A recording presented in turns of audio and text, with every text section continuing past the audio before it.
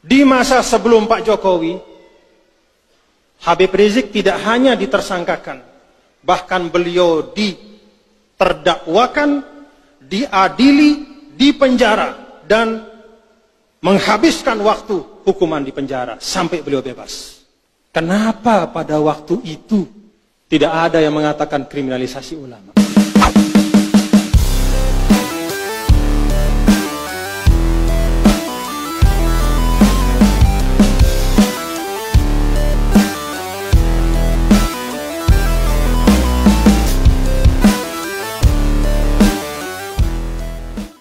Ada hal-hal yang terus-menerus sampai sekarang didengungkan. Salah satu di antaranya adalah bahwa umat Islam pada masa Bapak Presiden Jokowi ini ditekan, lalu diberikanlah contoh kriminalisasi ulama. Lebih spesifik lagi, contoh kriminalisasi ulama adalah apa yang menimpa Al-Habib Muhammad Rizik Syihab. Benar enggak? Tetu atau enggak ini? Mari kita uji. Pertama, secara umum, ada ungkapan bahwa umat Islam di Indonesia ini dipersulit. Ada kriminalisasi. Bahkan direkam, yang ngomong itu direkam. Tidak usah sampaikan namanya, direkam. Ustadz. Wah. Kriminalisasi ulama di Indonesia, kita ini umat Islam digencet, kita ini ditekan. Yang ngomong itu adalah orang yang punya ratusan majelis taklim. Yang ngomong itu hari-hari sering muncul di TV.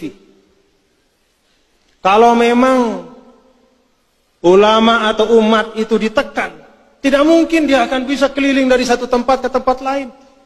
Tidak mungkin dia akan bebas menyuarakan, masuk TV kemana-mana. Itu sama dengan orang yang kena mangan pelalah. Dia makan pelalah, sate, makan sampai bekas bumbu sate masih ada di mulutnya, lalu dia bilang, susah zaman Pak Jokowi ini kita tidak dapat makan.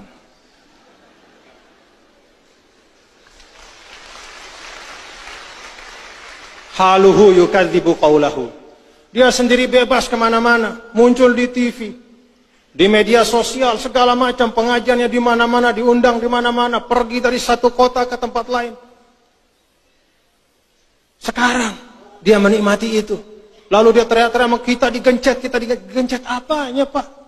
Tidak ada negara mayoritas muslim di dunia ini yang berislamnya sebebas di Indonesia. Apakah misalnya di Turki, bapak-bapak, ibu-ibu bisa bayangkan ada tablik akbar di tengah jalan? Pergi ke Saudi buat tablik akbar, majelis pengajian di masjid-masjid, bisa? Apakah di negara-negara lain, di Mesir, di Arab Saudi, di Turki, di negara-negara Islam yang maju, yang dianggap sebagai contoh-contoh, ada orang bisa naik menjadi khotib tanpa ada surat resmi izin dari pemerintah? Tidak bisa.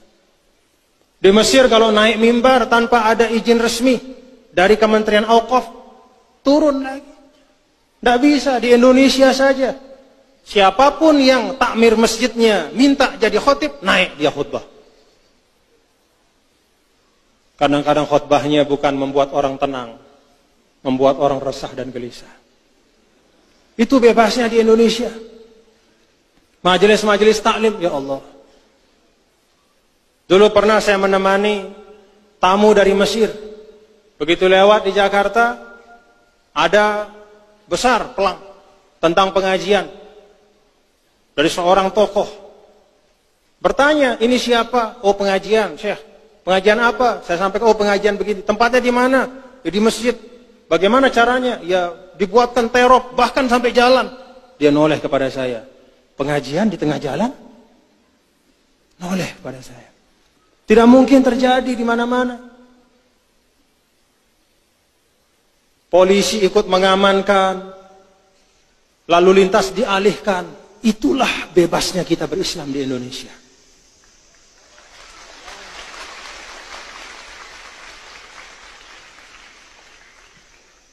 Lalu masih kita bilang kriminalisasi. Bahwa ada hal-hal yang perlu disempurnakan, iya. Bahwa ada hal-hal yang perlu diperbaiki, ya harus. Tetapi zolim kita kepada kita sendiri sebagai bangsa kalau mengatakan bahwa kita tidak bisa berislam dengan baik di Indonesia. Ada yang pernah menghalangi untuk kita melaksanakan syariat Islam? Sholat 5 waktu, pergi ke masjid. Tidak kurang masjid di Indonesia ini. Yang sering disampaikan oleh Pak Yusuf Kalla itu, Indonesia adalah negara yang paling banyak masjid dan musolanya. 800.000 masjid dan musola seluruh Indonesia. Tepuk tangan. Tepuk tangannya untuk masjid dan musolanya. Jamaahnya masih kurang. Jadi tidak kurang-kurang. Kalau di tempat-tempat yang lain yang menjadi pemikiran bagaimana mencukupkan jumlah rumah ibadah, jumlah masjid. Kalau di Indonesia yang jadi pikiran bagaimana mengisi masjid. Tetu atau enggak? Tetu atau enggak? Mau berekonomi secara islami di Indonesia, oh undang-undangnya lengkap. Tidak kurang undang-undangnya. Yang kurang apa? Semangat umat Islam untuk menggunakan undang-undang itu. Bank-bank syariat itu sudah banyak. Termasuk terakhir Bank NTB Syariah. Kita konversi penuh menjadi bank syariah. Wadahnya sudah ada, lengkap.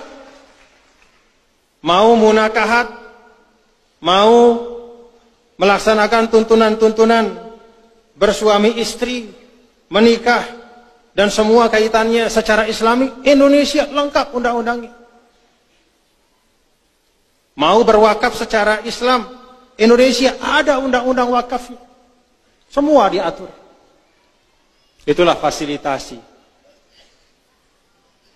Sehingga kalau sebagian ulama mengatakan negara Islam itu pertama adalah negara yang sebagian besar penduduknya adalah Muslim, Indonesia sudah masuk di situ.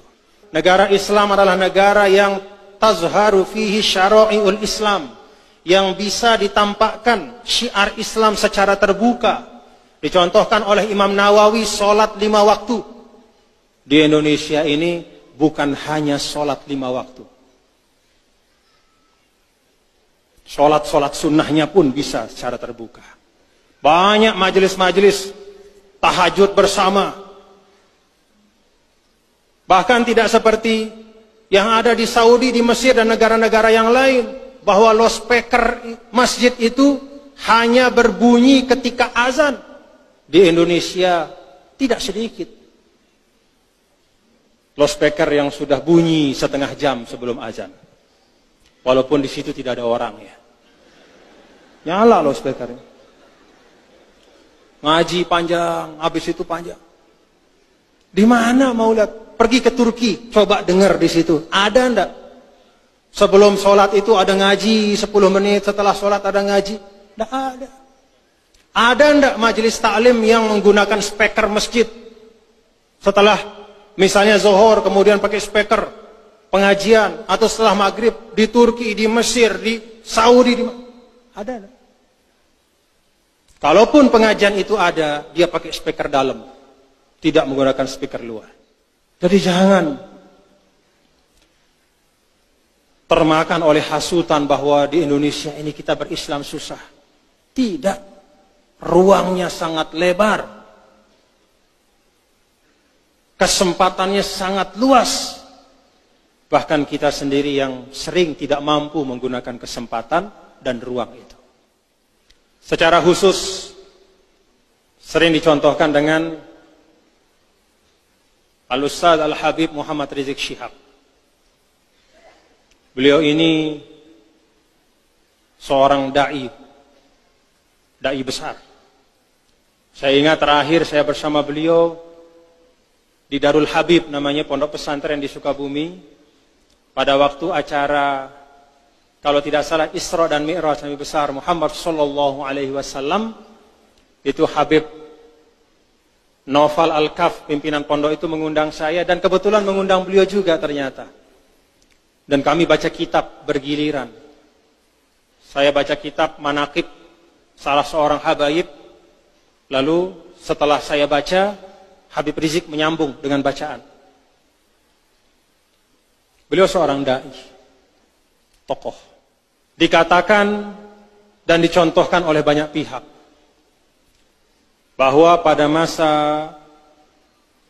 Bapak Jokowi ini ada kriminalisasi. Contohnya kepada Habib Rizik. Apa yang sebenarnya sekarang terjadi?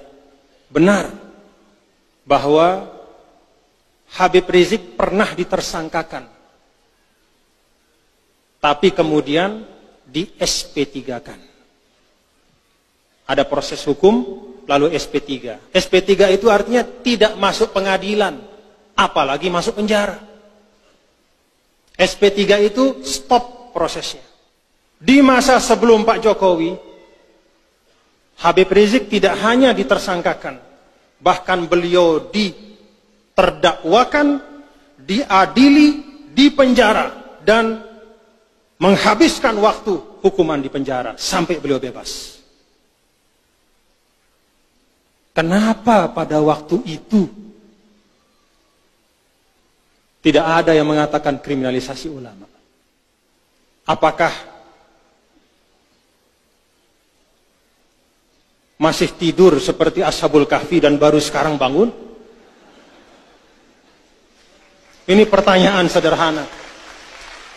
Kemana Anda dulu ketika beliau di penjara? Kenapa Anda tidak mengatakan bahwa pemerintahan sebelum Pak Jokowi kriminalisasi ulama? Tidak ada yang ngomong begitu. Padahal yang dialami dan yang diderita oleh Habib Rizik Syihab itu jauh lebih berat dari sekarang. Kalau sekarang tersangka tapi selesai SP3, tidak jadi karena tidak cukup bukti. Tapi kalau dulu tidak hanya tersangka, terdakwa, terpidana, menunaikan hukuman, mana yang sekarang membela beliau itu dulu? Mana? Artinya apa, bapak-bapak? Suara-suara yang menggunakan nama beliau sebagai alasan terjadi kriminalisasi ulama, suara-suara itu semata-mata adalah suara mereka yang tidak suka kepada presiden. Karena tidak suka saja. Kalau memang betul ukurannya adalah apa yang menimpa beliau, justru beberapa tahun yang lalu jauh lebih berat. Tapi dulu tidak ada Pak Jokowi masalahnya. Dan tidak ada kepentingan politik. Oleh karena itu, bapak-bapak, ibu-ibu, saudara, terkait dengan isu-isu seperti ini, mari kita kembalikan kepada kenyataan. Apakah ada benar bahwa kita sebagai umat Islam ini tersulitkan di dalam mengamalkan Islam di Indonesia? Nih saya tanya, muslimat, ada merasa sulit? Lalu ngaji susah? Sembahyang susah? Apa Malik? Taik haji susah? Ya memang susah kalau taik haji. Tapi susahnya bukan karena pemerintah bikin susah, tapi karena kuotanya terbatas. Tapi tidak ada hal yang menunjukkan dengan nyata bahwa ada kriminalisasi atau ada upaya untuk meminggirkan umat Islam. Ini saya sampaikan, bapak-bapak, mengajak kita semua berpikir. Apa yang kita baca di media sosial itu sebagian besarnya itu hoax.